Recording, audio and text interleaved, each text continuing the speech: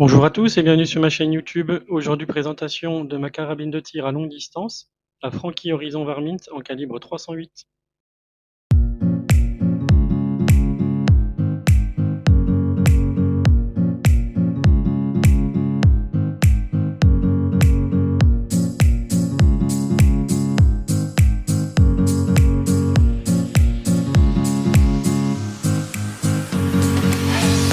Bonjour à tous, bienvenue sur ma chaîne, vérification du micro, ouais, tout fonctionne.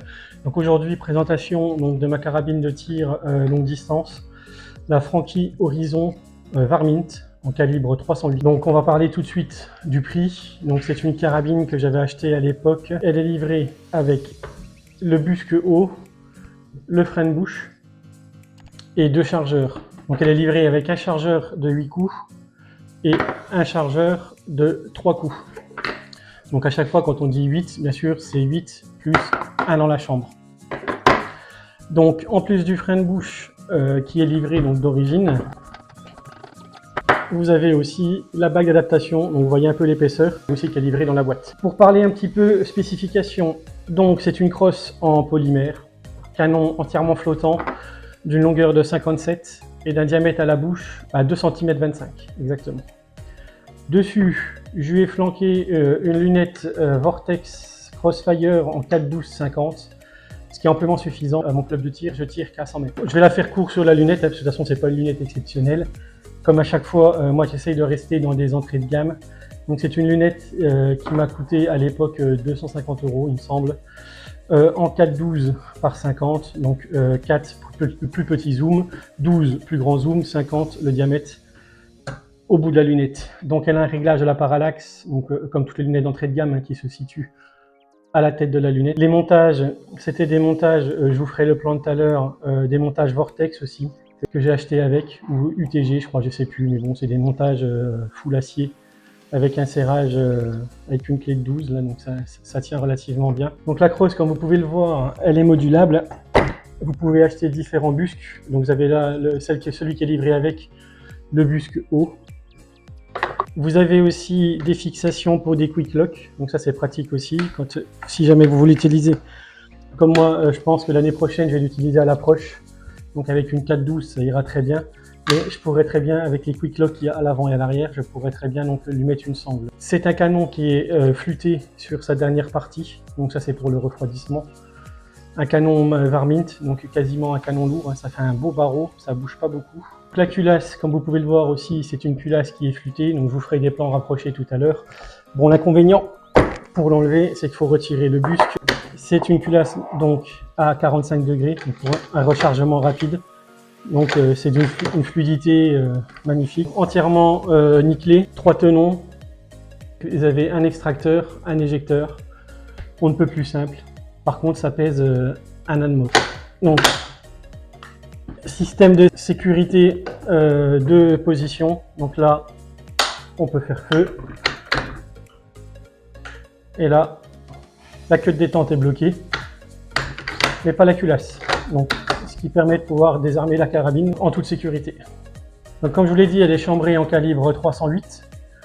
Donc pour moi, c'est un calibre qui est aussi bien bon pour le tir que pour la chasse. Si je l'ai acheté pour le tir sportif avant de passer mon permis de chasse. Je vais coller un bipied, donc c'est une copie d'un bipied, je sais plus quoi la marque, mais c'est un bipied, ce qui est pratique, qui est pendulaire, donc ce qui permet en fait de pouvoir régler l'assiette de sa carabine et de la verrouiller juste avec une petite tirette. Il est réglable aussi en hauteur. Donc l'intérêt de cette carabine, c'est bien sûr son canon, hein, qui ne chauffe pas du tout. Je lui ai déjà mis pas mal de boîtes de munitions. Il en faut quand même peut-être une vingtaine avant vraiment, même 30 je dirais, avant de pouvoir ne pas poser la main dessus. Donc ce qui est pratique, le chargeur de 8, même si à la chasse, moi j'utiliserai le chargeur de 3. Après, on n'est pas limité, vu que c'est une carabine à verrou, on pourrait très bien avoir un chargeur de 10, ça ne changerait pas. Et moi je préfère vraiment la gueule qu'elle a avec le chargeur de 8. Le bip. Donc comme je vous l'ai dit, vous avez donc le frein de bouche. Je vais vous faire des plans rapprochés. Donc là, vous pouvez voir donc le frein de bouche qui est livré avec. Hop, on va faire la mise au point. Voilà, donc c'est un frein de bouche un peu plus standard, hein. Et fileté en, j'ai oublié de le préciser, en 14 par 100. Donc ce qui est pratique, c'est que du coup, ça va me permettre moi de pouvoir l'utiliser aussi sur ma carabine de chasse.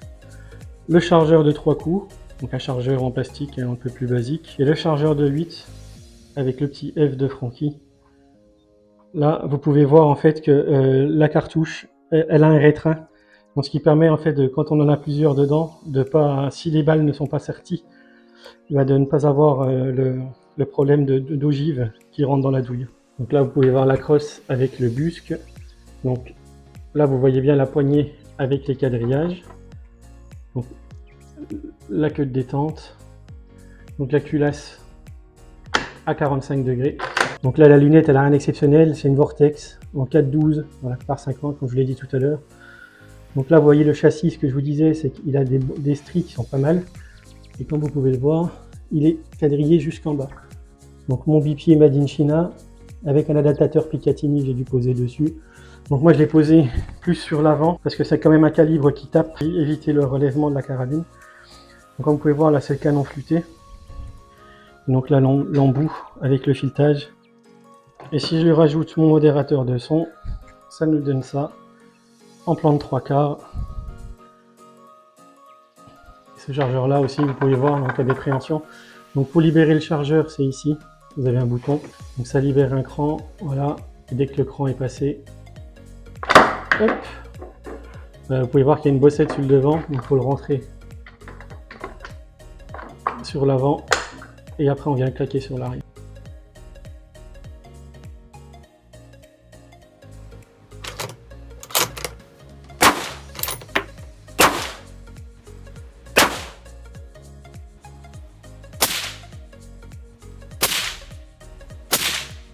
Donc moi très souvent quand je vais tirer, elle sera dans cette configuration là. Et je lui colle bien sûr le Atec H2 3, donc celui sur lequel vous avez fait la vidéo. Donc c'est une queue de détente qui est réglable, il faut la démonter bien sûr, sortir du châssis. Et elle est réglable vraiment très bas. Je l'avais réglée au minimum à un point que en fait quand je claquais la culasse, le coup pourrait partir tout seul. Donc pour la sécurité, il faut vraiment la régler très douce. Mais par contre, avec quand même un minimum de résistance. Donc c'est une détente directe, il n'y a pas de bossette. Dès l'instant que vous allez poser le doigt et appuyer, crac, le coup part direct. Il n'y a pas de cours, c'est rien du tout, c'est vraiment un point dur directement. Donc ça c'est vraiment génial parce que ça limite vraiment beaucoup les coups de doigt.